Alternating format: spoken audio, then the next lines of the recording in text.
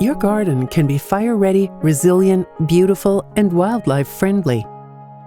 This video focuses on strategies for providing habitat for wildlife, improving soil, conserving water, and sequestering carbon, all while following guidelines for defensible space within 100 feet of a home. Many of today's critical issues troubling our planet can be addressed in our home gardens. Each of us can tackle challenges ranging from the global biodiversity crisis to the ever-growing threats of climate change and the increasing risk of catastrophic wildfires. We can make a difference by addressing these problems in our gardens. There are many actions homeowners can take to reduce water and energy use, sequester carbon, and support wildlife while decreasing risk of losing the home to wildfire. An important action to improve wildlife habitat and save water is to replace lawns with native, drought-tolerant shrubs and ground covers that flower and fruit throughout the year. In fact, many cities and water districts will pay homeowners to do this. And if a lawn is needed in part of the garden, there are water-conserving native grass options available. Planting in islands or clusters of vegetation will provide shelter for wildlife to hide from predators, while non-flammable pathways between plant groupings will interrupt the path of fire. Remember, since all plants will burn, there are no fire-safe plants. Instead, the location and maintenance of plants and care of the soil that supports them will be key to a fire-ready landscape. Planting and caring for oaks contributes tremendously to thriving wildlife.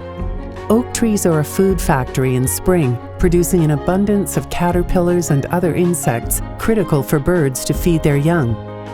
And remember that all trees, shrubs, and grasses help sequester carbon by pulling it in from the air to be used for growth while releasing oxygen in return. Water is a precious resource, and with climate change resulting in longer and more significant droughts, we need to adapt our water conservation habits in the garden. One way to do this is by increasing soil organic matter, which acts like a sponge, slowly releasing water and helping plants get through drought. Adding 2 to 3 inches of mulch, such as arbor mulch, will add organic matter to the soil, cool the soil surface, and retain water. Healthy soils are a complex network of plant roots, insects, fungi, bacteria, and organic matter, and can also sequester carbon while creating healthy plants. Another way to conserve water is to create a swale or dry creek bed, redirecting water from your downspouts to sink into the soil and recharge the groundwater.